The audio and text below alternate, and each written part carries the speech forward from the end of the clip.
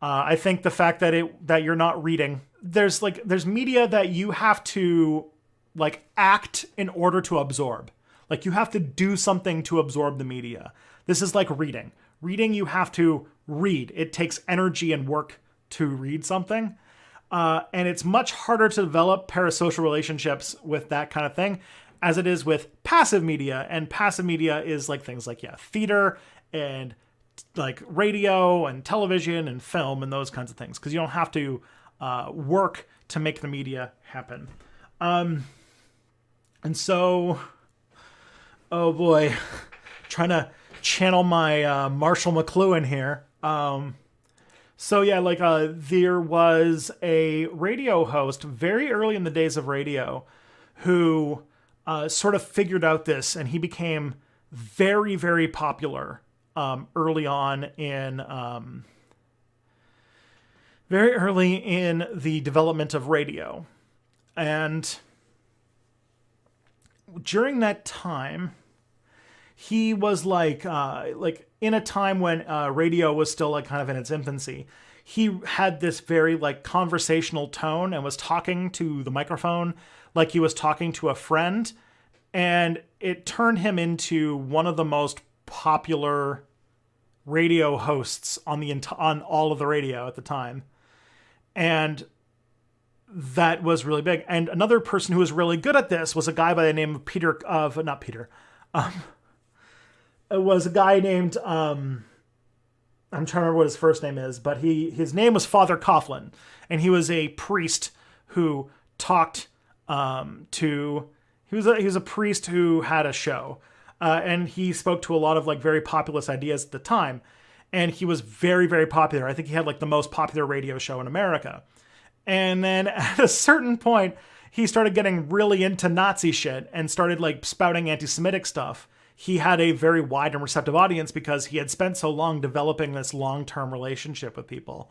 So, yeah. There's that's largely like, it's a bit scattered, but those are basically the reasons why, why radio, I think like it's the intimate nature of these things. Like they are in your face. You're not in an audience. You're not reading a letter. So it's much easier for building that kind of relationship.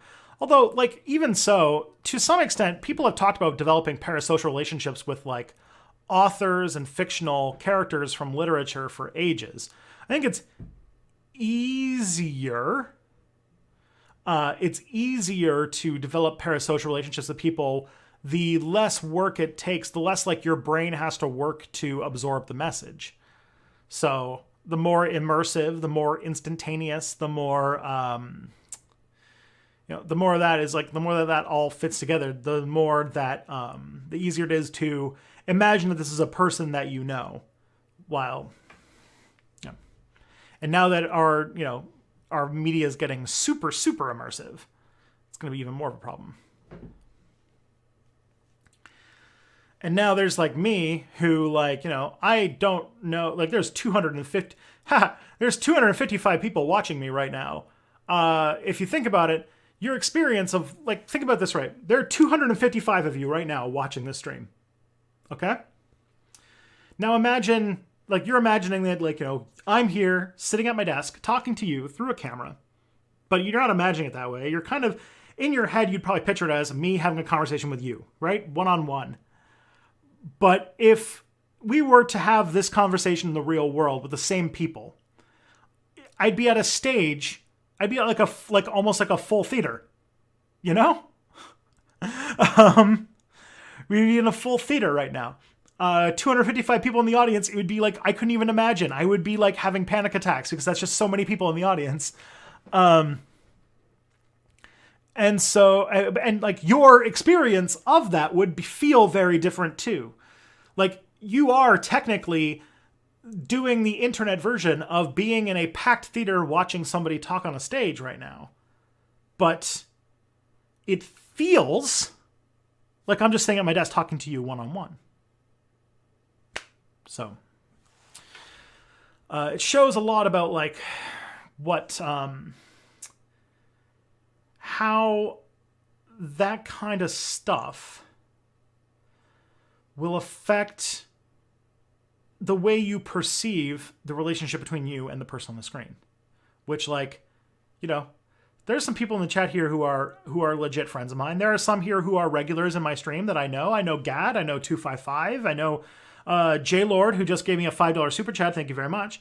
But most people here, I don't know who you are. I don't know your name. I don't know much about you. And, you know, chances are we'll never actually meet. And just like, you know, that's true. But it's kind of uncomfortable that I said it, isn't it? This has been on my mind a lot lately.